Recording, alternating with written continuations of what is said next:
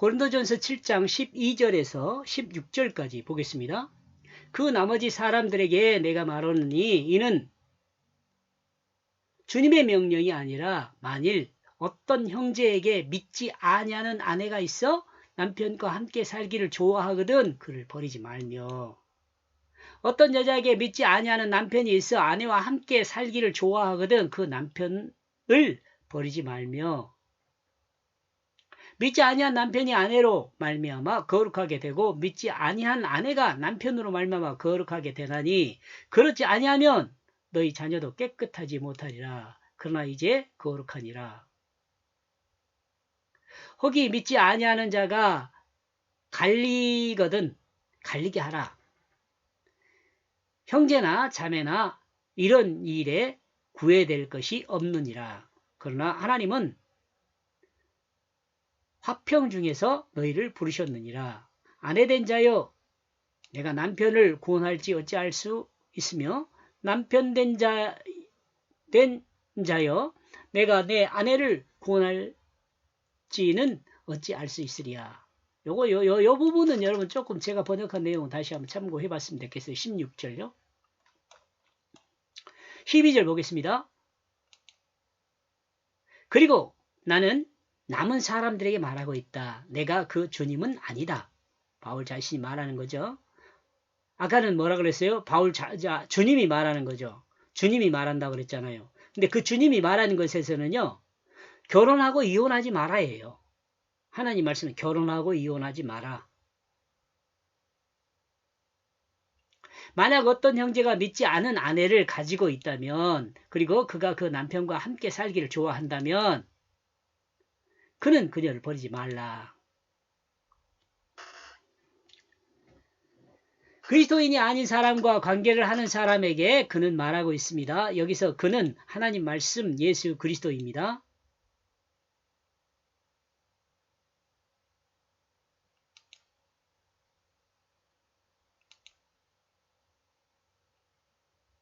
내가 그 주님은 아니다. 그러므로 내가 그 주님은 아니다라는 말은 바울의 말입니다. 이는 바울이 하나님 말씀을 전달하는 말씀의 증인으로 있음을 드러내는 말씀이죠. 이는 이 말씀이 하나님 말씀임을 강조하는 말씀입니다. 바울이 자신의 사도성을 강조하는 것과 같은 것이죠. 이 바울이 사도성을 강조하는 것은요, 자신이 사도로서의 어떤 그 존경과 권위를 자랑하기 위해서가 아니라 바울이 전파한 그 말씀의 권위를 높이기 위해서 사도성을 강조하는 거예요. 이것도 여러분 이해를 해야 돼요. 이러므로 만약이라는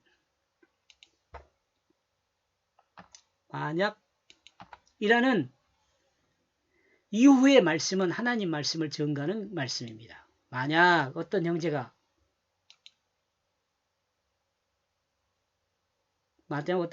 믿지 않는 아내를 가지고 있다면, 그리고 그가 그 남편과 함께 살기를 좋아한다면 그는 그녀를 버리지 말라. 이거 하나님 말씀이란 말이에요. 남자가 믿지 않은 아내를 가지고 있고 그 아내가 남편과 살기를 좋아한다면 그 아내를 버리지 말라고 말씀하십니다. 이 내용은 세속화된 이 사회에서 쉽게 이해되지 않은 말씀이죠. 여기서 세속되었다는 것은 인간 중심의 사회가 아니라 물질 중심의 사회가 되었다는 것입니다. 인간 중심의 사회가 아니라 물질 중심이요. 사람보다 물질이 우선한 사회가 되었기에 사회가 세속화된 사회입니다. 이는 사람을 돈 또는 물질을 주고 사고 팔면서 출발한 사회 현상이라는 생각입니다.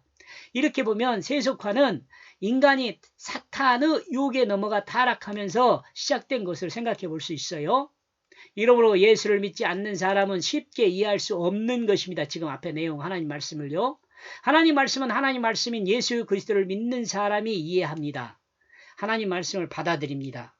그러나 하나님 말씀인 예수 그리스도를 믿지 않는 사람은 하나님 말씀인 예수 그리스도를 세상에서 일어나고 있는 사회 하나의 이야기로 이해합니다. 뭔 말인지 알겠죠? 하나님 말씀인 예수 그리스도를 믿지 않는 사람은 하나님 말씀인 예수 그리스도를 세상에서 일어나고 있는 하나의 이야기로 에피소드로 이해한다는 거예요. 심지어 만들어낸 이야기라고 하죠. 그죠? 이름을 믿지 않는 사람은 하나님 말씀의 그 뜻을 받아들일 수가 없게 됩니다. 그러나 예수 그리스도를 하나님 말씀으로 믿는 사람은 예수 그리스도를 하나님 말씀으로 받아들이고 하나님의 뜻을 이해하게 되죠. 온전한 믿음 곧 진실한 마음의 사랑에 그 섬김이 있는 사람과 함께 있는 사람은 그 사랑의 경험을 떠날 수가 없다는 생각입니다. 남편 생각해 보세요. 남자가 이 진실한 사랑의 섬김을 가지고 있다면 비록 예수를 믿지 않는 사람이라 할지라도 그 남편을 떠나지 않는다는 거죠. 이는 하나님의 자신을 내어주는 그 사랑을 경험하게 되었기 때문에요. 이는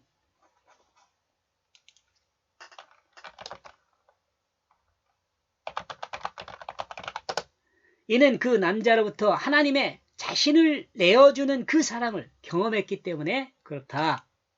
이해했으면 좋겠어요. 13절 그리고 만약 어떤 자매에게 믿지 않는 남편을 가지고 있다면 그가 그 여자와 함께 살기를 좋아한다면 그는 그 남편을 버리지 말라. 똑같은 이야기죠. 12절과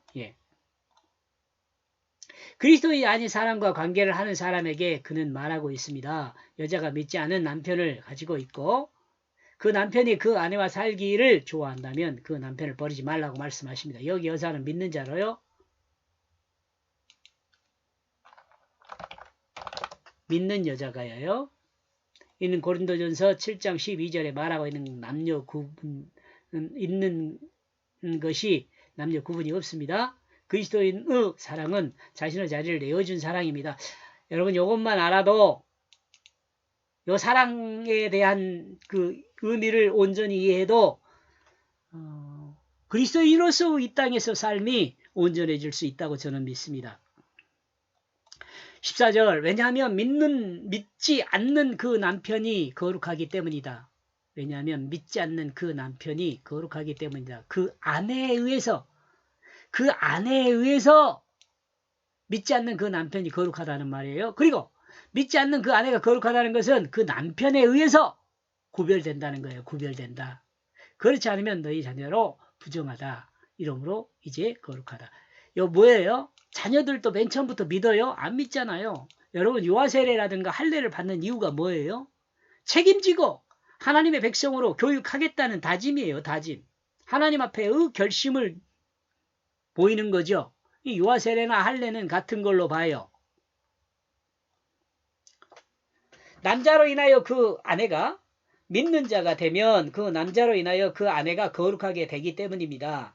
이로 인하여 그 남자는 믿는 자가 되면 그 남자가 믿는 자가 되면 그 아내로 인하여 그 남자가 거룩하게 되기 때문입니다. 같은 말이죠.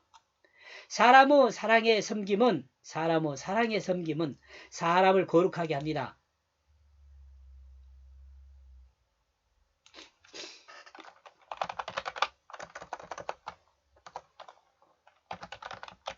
사람의 진실한 사랑의 섬김은 사람을 거룩하게 합니다. 사람을 진실하게 합니다. 부부의 진실한 사랑을 경험하게 된 자녀는 진실한 사랑을 담게 됩니다.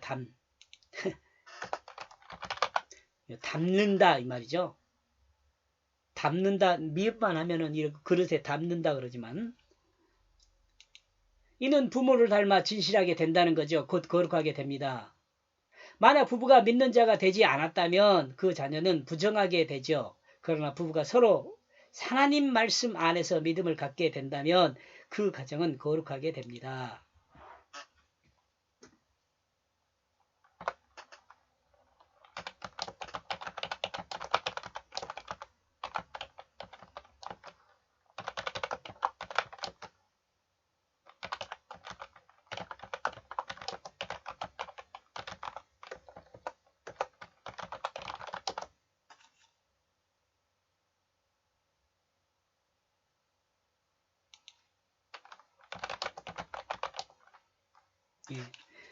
이것도 좀 앞에서 잠깐 설명을 했는데 이 내용에 대한 다짐은 할례와 유아세례로 유아세례의 고백으로 시작합니다. 한 가정이 하나님의 그 사랑 안에 진실한 거룩을 이루게 됩니다. 이렇게 되면요. 15절. 그리고 만약 믿지 않는 자가 떠나게 된다면 갈리게 두라. 그 형제가 그 자매가 이런 일로 노예가 될 수 없다. 그 하나님이 너희를 그 평화 안에서 부르셨느니라. 그러나 만약 믿지 않는 그가 같이 사는 것을 싫어하여 너를 떠나기를 원한다면 떠날 수 있게 하라고 명령합니다. 명령어입니다. 두라. 갈리게 두라 할 때 이 명령어입니다.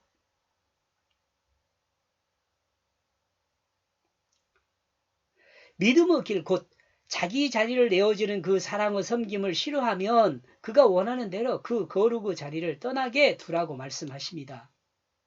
이는 믿는 자가 믿지 않는 자에게 유혹되어 그 거룩의 자리를 떠나면 안 된다는 것을 말씀하십니다. 만약 믿는 자가 믿지 않는 자를 붙들게 되면 그 믿지 않는 자에 의하여 사탄의 종으로 살 수 있기 때문에 그렇습니다. 이해하죠? 하나님은 하나님과 그 하나됨 안에서 부르셨습니다. 하나님과 하나됨 안에서 부르셨어요. 하나님은 하나님과 그 하나됨 안에서, 하나님과 하나됨 안에서 우리를 부르신 거예요. 16절. 그러고 내가 어떻게 알 수 있겠느냐? 안 해요. 내 남편을 내가 구원할 수 있을지 내가 어찌 알겠느냐? 남편이요. 내가 그 아내를 구원할 수 있을지 어찌 알겠느냐? 이 부분에서 여러분 조금 우리가 생각해 볼 일이 있어요.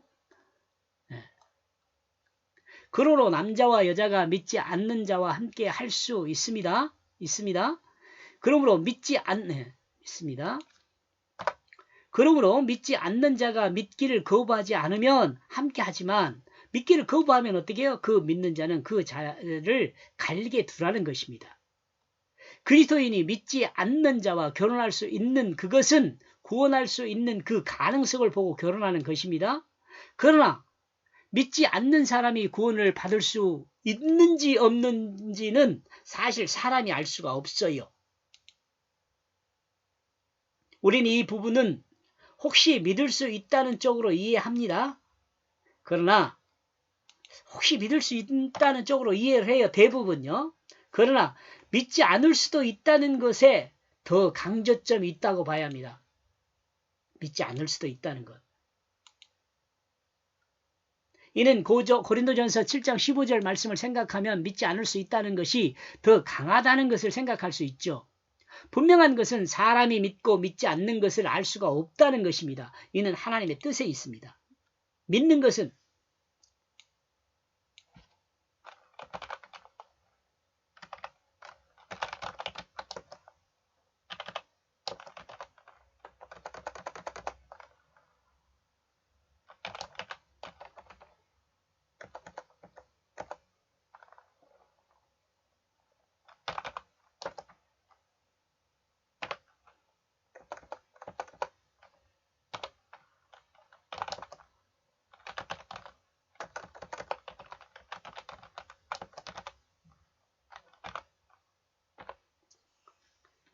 사람이 믿는 그것은 하나님의 뜻에 있어요.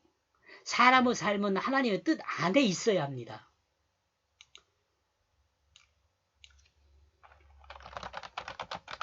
그리스도인의 삶은 하나님의 뜻 안에 있어야 돼요. 그러므로 하나님의 뜻이 아닌 사람의 뜻대로 행하면 안 됩니다. 이러므로 믿기를 거부하며 떠나는 그를 붙잡지 말라는 것입니다. 이는 하나님 뜻에 모든 것을 맡기는 것입니다. 하나님 뜻에 맡기는 것이 그리스도인의 믿음입니다. 요 맡기다라는 말과요, 믿음이라는 말과요, 같은 말이에요. 맡기다는 말과 맡기다는 말과요. 어디 있습니까? 요 맡기다는 말과요. 하나님이 아브라함이 하나님께 맡기는 거거든요. 근데 이 맡기다는 것을요 믿음으로 표현하기도 해요.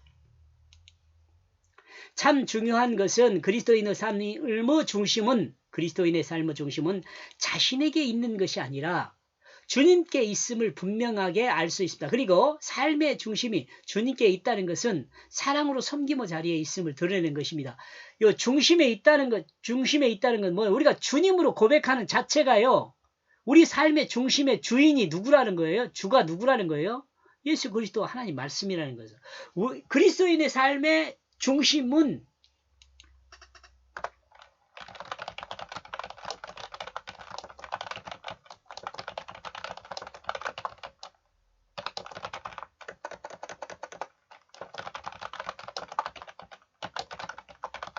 아멘. 중심은 하나님 말씀, 하나님의 뜻에 있어요.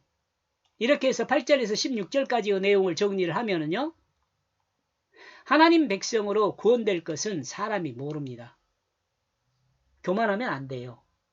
나도 알 수 있어. 교만입니다. 여기까지 보겠습니다. 고맙습니다.